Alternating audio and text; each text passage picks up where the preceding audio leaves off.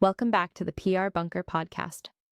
Today, we're digging into the evolving world of public relations with Jay Kolbe, founder of Impact Partners.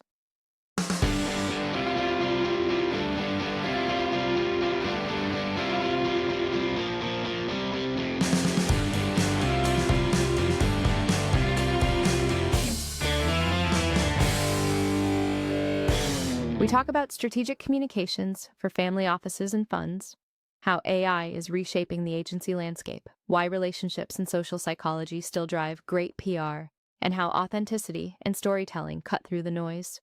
It's a sharp conversation about where our industry is headed and what actually matters. And here's your host, Don Martelli. What's up, folks? Welcome back to The Bunker. Today's guest is Jay Kolbe of Impact Partners, or as we say here in Boston, Impact Partners. Jay, pleasure to meet you. You and I connected from a previous guest, our mutual friend Bob, who you know. And you and I had a really interesting conversation. Typically, these convos go for a couple minutes, but you and I talked for a good 45 minutes. We talked about family, we talked about kids, life, the agency grind, and all of that. But thank you for joining the PR Bunker. As we get going here, I'd love for you to introduce yourself, tell us about your work, and tell us about Impact Partners.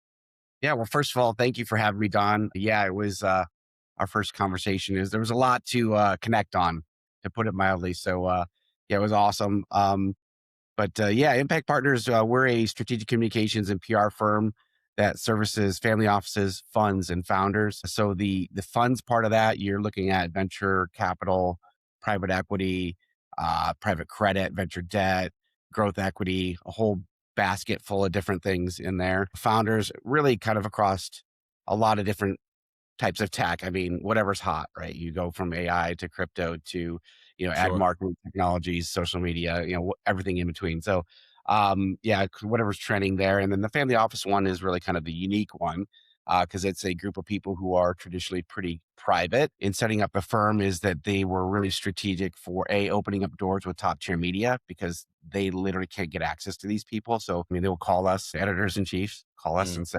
you guys doing? Like, these people don't talk. We can't get in front of them. How are you doing PR for them? So it's always fun to a little strong zag when everyone else is zigging to do something that's really an outlier. And, but what we learned from them is, they're strong participants in the funding and the capitalization stack for innovation. You're looking at an asset class that's, by 2030, that's going to be pushing, 4.5 to $5 trillion, which may, is in the ballpark of like hedge funds as far as like total assets under management. It's a group of people who needs to learn how to organize, communicate, and brand themselves the way that anyone else has like branded themselves when they're providing capital to startups, because that is a part of value creation. And if you don't know how to do that with strategic communications and PR, then Yeah. you're leaving a little on the table, in my opinion. Yeah, a little bit, just a little bit. Yeah, we saw VCs do this for a long time in startups. Look at Silicon Valley and any VC out there. That brand matters, and in valuations and everything. So, why shouldn't family offices who are growing as an asset class and pretty involved in a lot of different ways of like funding many different things from philanthropies to actual startup technologies, why shouldn't they Sure. also use the same strategies that the VCs have used and every Fortune 1 in 500 company has used to create value for Yeah. decades? So Love it. that's How big? that's How, we'll skip it. how big's the firm? We're about 13 people, 30 clients or That's so. great. Excellent. The family office is the smallest bucket. Mm-hmm. I would say the largest is probably, the founders, the vendor, the tech, and the VCPEs. Yeah, That's kind of got the it. backbone. Okay. It changes every few years or so. Sure. It was a big part of our firm pre-2023, and then that market changed. Mm-hmm. The best part about what we see there is like when most people talk about how you capitalize things vertically. So you're a VC, and so you just kind of speak from the VC pulpit. But we work with, all kinds of different types of sources of capital. So we have a horizontal view into how you capitalize innovation. Nice. And I don't think that that's super prevalent. And I think it also helps you, see a lot of things coming. You kind of see the handoffs, like when founders are like saying, hey, I'm done with talking to VCs and I'm through with that racket. I'm looking for family offices. You see how like that evolves in that Sure. goes from not being anything you ever hear and then 2, 3 years later, it's like all you hear. Yeah. And so, that's cool. Okay. I mean, we get to experience that. Got it. Well, if there's anything I learned through interviewing other communications professionals, none of us started in the place where we ended up. Right? For me, I was going to be a sports writer and cover, the Sox, Pats, Celtics, Bruins, and then a sports writer convinced me to cover, general assignment, and that kind of propelled me into PR. Clearly, when you and I spoke, we kind of talked about your journey. You didn't wake up one day and say, "This is what I want to do." We kind of find our own way. So take us a little bit back. I mean, Yeah. about the early days, right? Maybe before wives and kids and like your early stage of your career. How'd you get here? By happenstance, I guess, is the short answer. I never really knew. I knew directionally what I wanted to do, but I didn't know specifically what I wanted to do when I was coming up through school. And it was kind of like the advertising thing, and then it was, journalism, and then it was kind of social psychology, and I just kind of like floated. And I always knew I loved media and I loved how people interacted with it. So that was probably the basis of those three things. And so I ended up graduating, and I had a really great, from university, I had a really great counselor who like kind of connected the dots for me and was kind of like, hey, you've kind of been on all these different things. Have you thought about public relations? Because they kind of all flow into that. And basically the gist of what he was saying is you can learn public relations. You don't have to study it, right, in school. So like you got like really great differentiated kind of source materials for that, but maybe not the thing. And so I actually went out to New York. My brother was living there. He invited me to come stay with him. Having a free place to land in New York is highly strategic. Absolutely. So did that. And actually how I found my first job in PR is actually a really funny story. It's an interesting story. I was actually temping at the time and interviewing and sending out my resume and all that stuff. And not having, a public relations degree, a communications degree, did make that a little more complicated. But I actually ended up going into a Barnes and Noble one day in Hoboken, New Jersey, and I pulled a book off the shelf that said the spine, it was titled How to Find a Job in New York City. And I'm like, Nice. well, Nice. it's Perfect. like you're screaming to me. Yeah, right. And so I opened it up and there was a section on PR. And I was like, okay. Flip to that section, and it was a training program at Ruderfin Public Relations. Nice. They called the ET or Executive Training Program. And it was basically meant for people who wanted to get into PR who may not have had, the background to date. And it was like literally like the most serendipitous moment in my entire life. Hmm.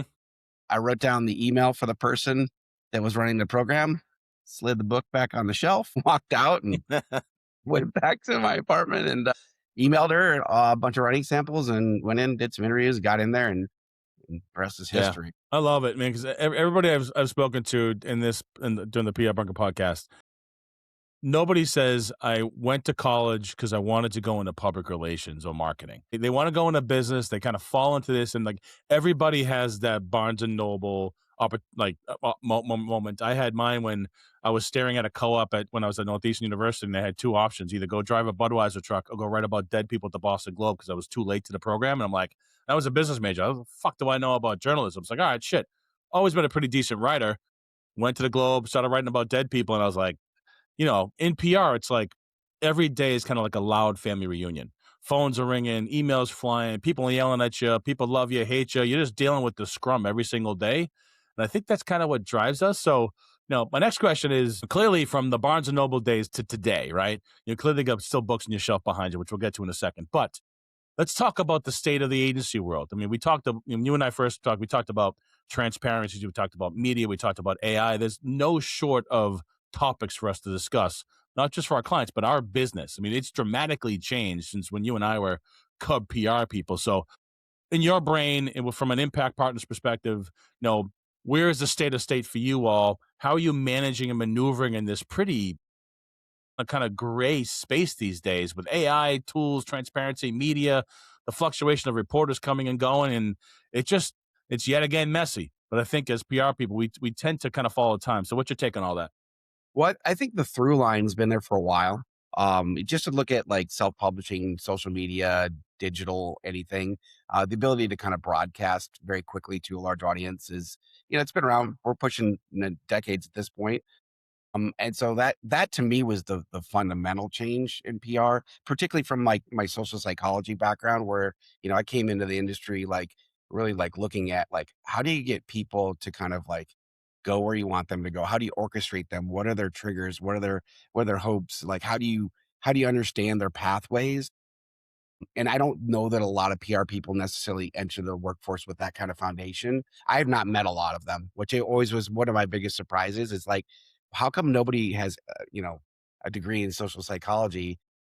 I mean, I could count on one hand in 27 years the number of people I've met who actually Hmm. were It's like rare. are It's rare. and so you kind of realize that the mechanics tend to turn into like it's relationships. It's not like you have to study like how people tick to have great relationships. You can be authentic and transparent and all that kind of stuff works. Fun, likable, all those things. But it's a really human component to strategic communications at its core in public relations. Again, you're trying to orchestrate people to do things for you that you can't really pay them to do, to validate you in ways that like you can't pay people to do. Like can't pay fortune to like write a story that includes my client in a positive strategic way. Yeah, Um, that's you called know, advertising. That's yeah. called advertising.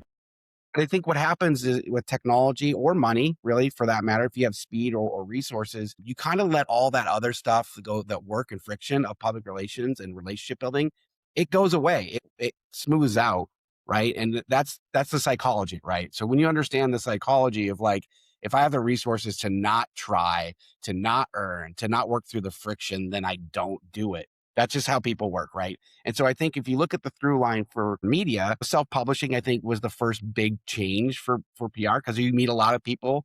They're like, "Oh, I'm going to do PR. Like, let's talk about my social posts." And you're like, "Okay, we can loop that into the program, but that's not really the foundation, Yeah, right?" yeah. That's the thank you for that, but dot dot dot. Let's Yeah. pivot. Yeah. So I think that's been going on for a long time. And what I think is going to happen with AI is just all of those things are going to be kind of sped up.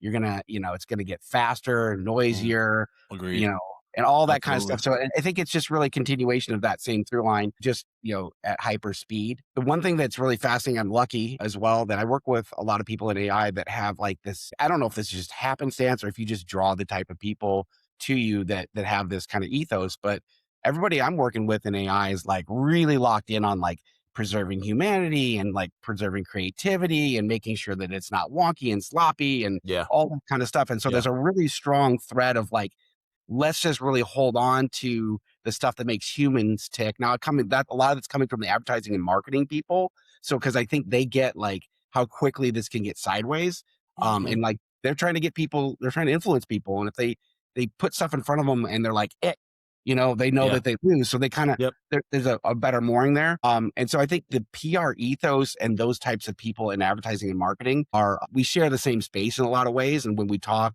think of value things, they look and sound the same to some degree. But going back to the original stuff in PR, what we built, we really wanted this agency Impact Partners to be, really in the relationships matter and the ability to orchestrate interactions with the press that have scale, right? I'm not taking too much so that you don't want to work with me again, or I'm not sending someone to you that you're going to meet with that's going to spew marketing copy at you and have you be like, "Ew," as a journalist, ick, yeah, And so sure. like understanding how it works and orchestrating in a way where you kind of like give the reporters what they need and you take what you need because the reporters are trying to take what they need, right? And they're mutually exclusive a lot of times.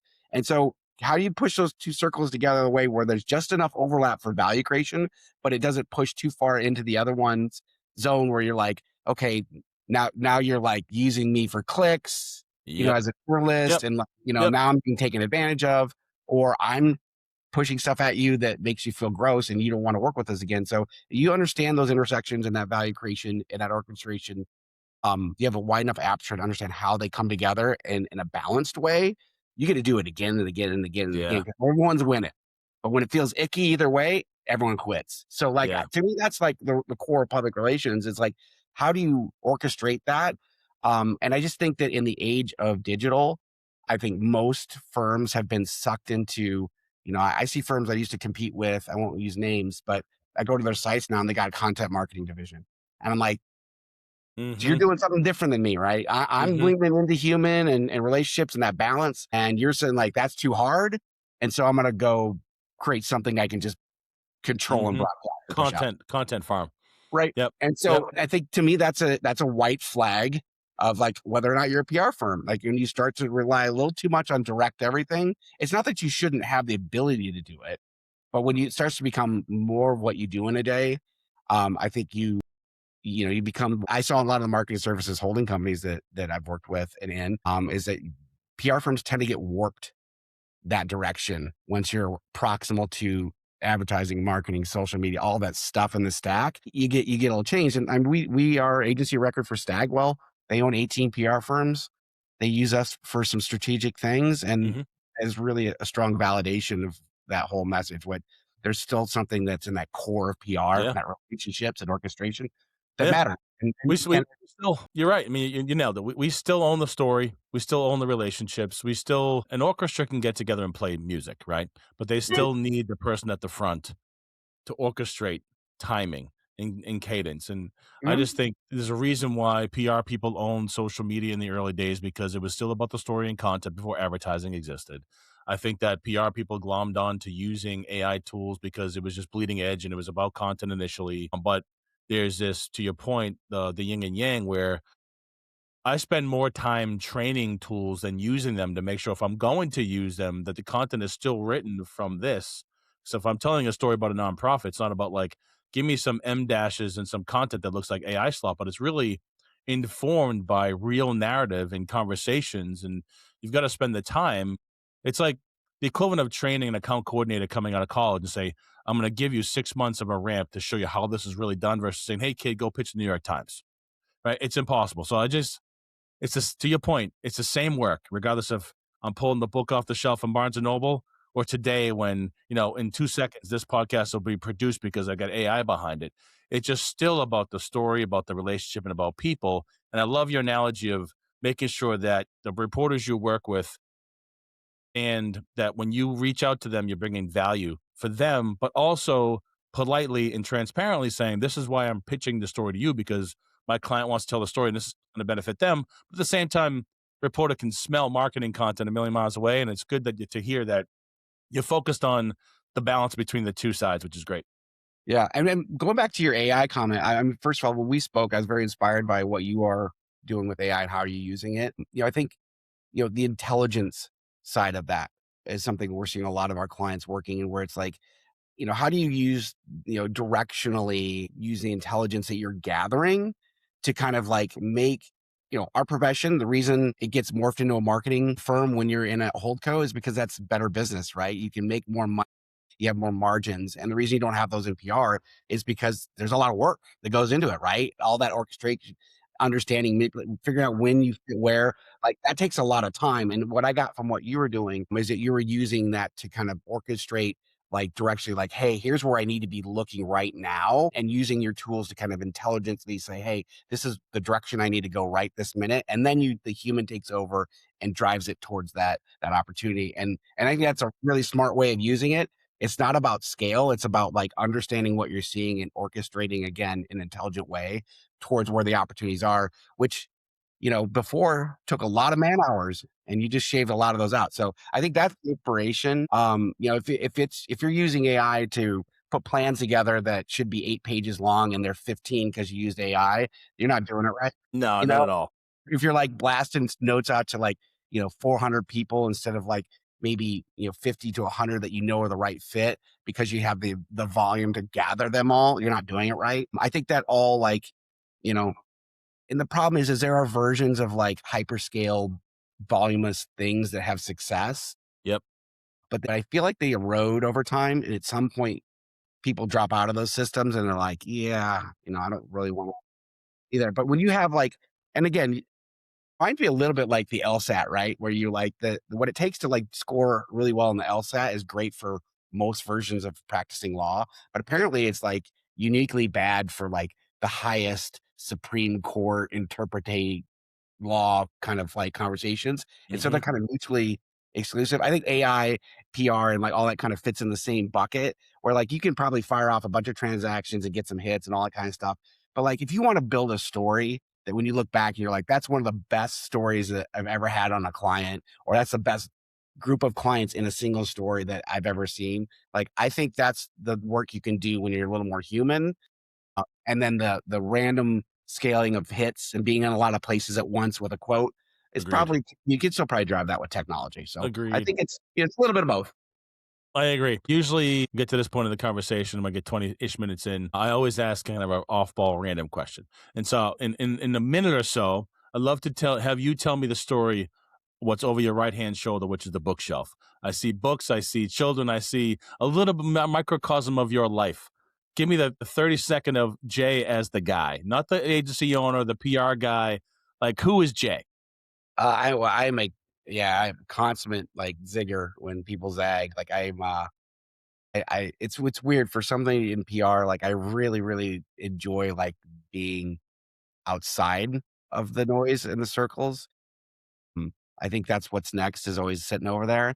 And so Love it. what's there is like really like I'm a huge fan of anime. I've been a fan my whole life. My kids are as well. It's been a bonding thing for me. Like, so a lot of that back there is like Love it. Father's Day and Christmas stuff Love it. Love to it. get kids, which is really cool because when we moved from Hoboken in the New York Metro to Wisconsin, where we are now, just outside of Milwaukee, my kids moved here and they're like, you know, My Neighbor Totoro and like, Spirited Away and like all those Hayao Miyazaki films. And Hayao Miyazaki's kind of the Disney of Japan. That's what they were all watching and loving, and that's part of our culture. We moved to Wisconsin, and no kids here know what that is. Well, it's an opportunity to train them, right? You bring a little PR skill to the community. But here's what I found about it, and that's kind of like again, that's an outlier. Like I never really liked the Disney format because I felt like it was very formulaic and like you could tell like it's kind of the stuff that capitalism will spit out. Like, yeah, it'll make money, it'll hit Yeah. all the right Yeah. notes, Yeah. but it doesn't like it's not like it doesn't like make me think or like Yeah. it doesn't add friction. It's like, wow, I've Yeah. never seen that before. And I feel like there's a whole IP law reason sitting behind why that is. Love it. But I love the Japanese stuff because their IP law actually maintains the right of the artist. And so they have final say no matter who they sell it to, Awesome. whatever is produced under that IP, they have the final write off on it and it keeps it closer to its original creative form. Where in the US that gets morphed and turned into like what will sell. It Yeah, gets of course. banned, Of for lack of course. a better term. Blame the PR and marketing people. Yeah, and so that's why, like, that's why you look over there. You got a little, you got like some alternative stuff, but you got a little some superheroes. Very you got cool. Demon Slayer back there. Love that. A little Love it. music. I'm a big music guy. Language Nice. film poster. There you So go. that's kind of who I am. I love that. I love the def- story behind the story. I definitely will. I'm not a go with the flow person. I'm the person who's going to be like, why you Love keep it. talking about stuff that no one else is talking about? Well, as we get to the wrap up here, where can people find you and connect with you? What's your networking platform Yeah. of choice? Well, Jay Kolbe on LinkedIn. I just type it in, and then impactpartners.llc Awesome. is the URL. So Excellent. www.impactpartners.llc. Yeah, and then Love it. come have a chat if you want to have a chat. That doesn't sound like a lot of other chats. Absolutely. You want. Absolutely. We'll definitely do this again. Jay, thanks for joining and coming down to the PR having bunker down here in Boston. We will definitely have a conversation again. Appreciate you being here. Good luck with scaling the agency. Good luck with the family, the kids, and that mix and all that. Appreciate you being here, and it's been fun. Thanks for having me, Don. Not a Fantastic. problem. Thanks for tuning in to the PR Bunker podcast, where we go beyond the headlines and into the trenches with founders, builders, and operators making real moves. This show is brought to you by the PR Bunker, a strategic communications agency helping mission-driven and impact-focused organizations cut through the noise and tell stories that matter. Want to learn more? Head to prbunker.com and subscribe to The Bunker Briefing, our monthly email newsletter packed with a 45-second read that's stacked with value. We're talking practical PR and communications insights, networking tips, and strategies to help you navigate the moments that matter. If you enjoyed this episode, be sure to subscribe, leave a review, and share it with someone who needs to hear it. We've got more raw, real conversations on the way. So stay locked in. Until next time, keep building, stay resilient, and remember, momentum favors the bold.